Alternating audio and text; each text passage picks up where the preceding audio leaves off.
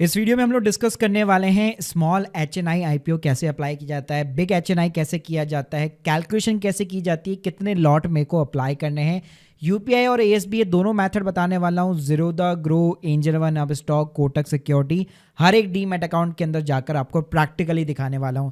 तो प्लीज पूरा वीडियो यहाँ पे जरूर देखिएगा। बाकी अगर एचएनआई के ऊपर अगर आप अलोकेशन के रूल्स वगैरह समझना चाहते हो तो मैंने ऑलरेडी एक सेपरेट वीडियो बना रखा है, लिंक दे दूंगा आपको डिस्क्रिप्शन बॉक्स में। पहले बात करते हैं स्मॉल एचएनआई की। अगर आप 2 से 5 लाख रुपए की एप्लीकेशन लगाना चाहते हो तो यूपीआई और एएसबी दोनों मेथड के थ्रू पॉसिबल है, लेकिन अगर अबाव 5 लाख रुपीज अगर आप स्मॉल एचएनआई में लगाना चाहते हो तो केवल आपको एएसबी फैसिलिटी यूज में लेनी पड़ेगी, क्योंकि यूपीआई मैंडेट की जो लिमिट होती है वो मैक्सिमम 5 लाख रुपए होती है।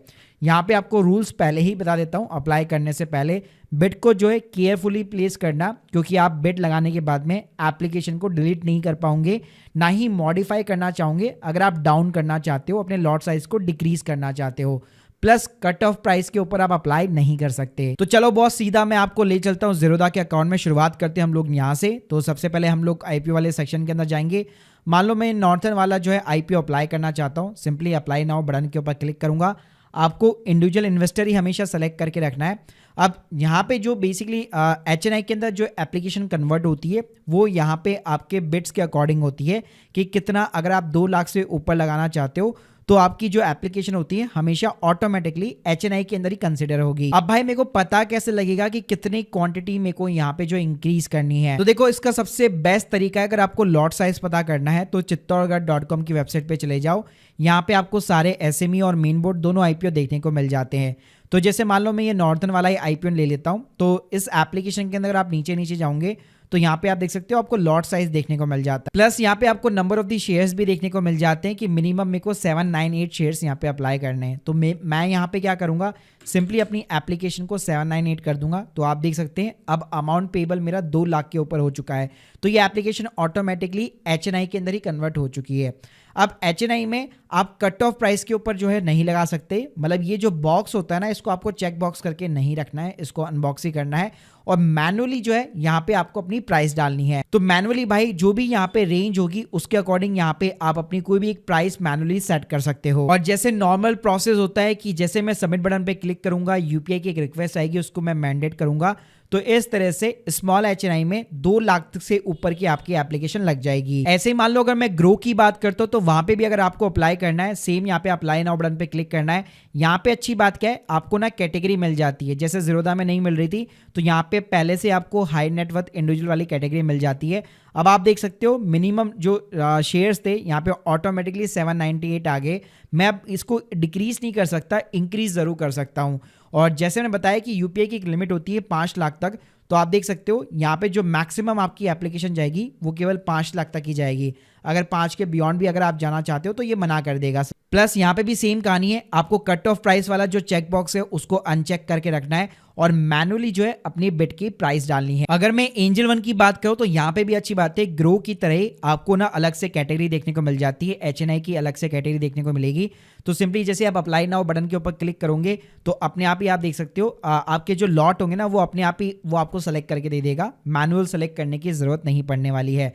प्लस यहाँ पे आप देखोगे एचएनआई के अंदर आपको वो चेक बॉक्स भी नहीं दिखेगा कट ऑफ प्राइस का।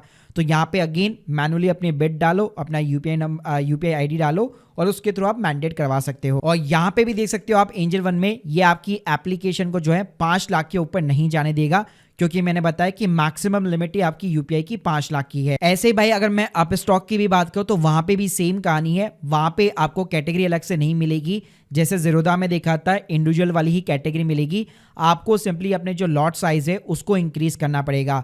जैसे मैंने यहाँ पे 14 लॉट कर दिया, ठीक है, तो अब आपकी एप्लीकेशन एचएनआई में जाएगी और अगेन आपको इस कट ऑफ प्राइस के चेक बॉक्स पे क्लिक नहीं करना है, सिंपली आपको मैनुअली अपनी बिड डालनी है। और भाई कोटक सिक्योरिटी के अंदर भी यहाँ पे ऑलमोस्ट सेम कहानी है, यहाँ पे आपके जो भी आईपीओ चल रहे होंगे वही आपको बिट की कैटेगरी मिल जाएगी और उसके अकॉर्डिंग आप अपने लॉट साइज को इंक्रीज कर सकते हो। बात करते भाई मुझे तो एएसबीए फैसिलिटी के थ्रू यहाँ पे अप्लाई करना है, चाहे 2 से 5 की बिट हो या 5 के बियॉन्ड हो या 10 लाख के भी बियॉन्ड हो, सारी चीज़ें आप ASBA फैसिलिटी के थ्रू अप्लाई कर सकते हैं। तो इसके लिए सबसे पहले आप अपनी कोई भी बैंक की जो है नेट बैंकिंग के अंदर आप लॉगिन कर सकते हैं।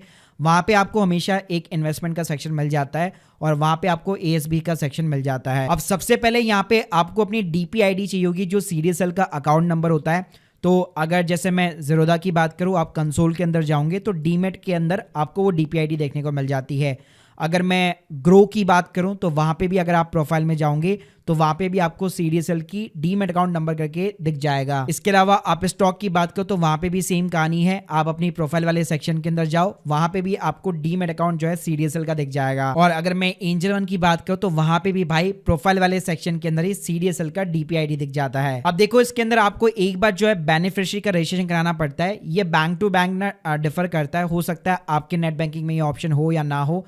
तो यहाँ पे आपको क्या करना पड़ता है, जैसे मान लो मैंने CDSL चूज कर लिया, अब मेरी जो DPID है वो सिंपली मैं यहाँ पे डाल के एक बार इसको रजिस्टर करवा लूंगा। अब मुझे अगर यहाँ पे कोई भी IPO अप्लाई करना है बेनिफिशियरी के अंदर, मैंने अपनी वो CDSL जो ID होती है जो मैंने ऑलरेडी यहाँ पे इस प्लेटफॉर्म पे रजिस्टर करा रखी है उसको मैं सेलेक्ट कर लूंगा। IPO में आप देख सकते हो सारी कंपनीज आपको दिख जाएगी जो भी ऑनगोइंग होगी, और यहाँ पे आप देख सकते हो इन्वेस्टर की आपको कैटेगरी मिल जाएगी जिसमें HNI का अलग से ऑप्शन आपको दिखने वाला है। तो यहाँ पे जैसे मैंने HNI सेलेक्ट कर लिया, मोर देन 2 लाख रुपीज।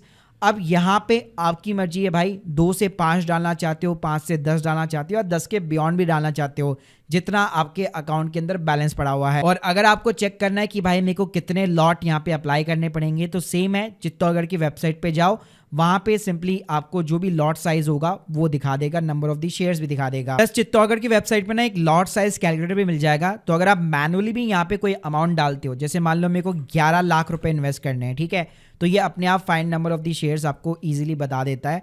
तो वो नंबर ऑफ द शेयर्स आपको डालने होते हैं, अपना प्राइस यहाँ पे सेट करो, कोई भी कट ऑफ प्राइस डालने की जरूरत नहीं है, मतलब कट ऑफ बॉक्स का जो चेक होता है वो आपको चेक करने की जरूरत नहीं है, और इतना अमाउंट सीधा आपके बैंक अकाउंट के अंदर ब्लॉक हो जाएगा। फिर भाई जैसे ही नॉर्मल प्रोसेस होता है कि जब भी यहाँ पे IPO के शेयर्स का अलॉटमेंट होगा तो आप अपना स्टेटस चेक कर सकते हो। बाकी डीमेट अकाउंट भी आपको अलर्ट्स वगैरह भेज देते हैं कि कितना आपको लॉट वगैरह मिला है। देखो HNI के अंदर बस ये फायदा हो जाता है कि एटलीस्ट अगर आपको यहाँ पे मिनिमम लॉट साइज भी अगर मिलता है तो 2 लाख रुपए तक के शेयर आपके यहाँ पे पक्के हो जाते हैं, अगर आपका लक वगैरह ढंग से काम करता है। तो भाई अब आप लोगों को समझ में आ गया होगा कि यहाँ पे किस तरह से small HNI and big HNI वाली जो कैटेगरीज होती है उसके अंदर अप्लाई कैसे होता है।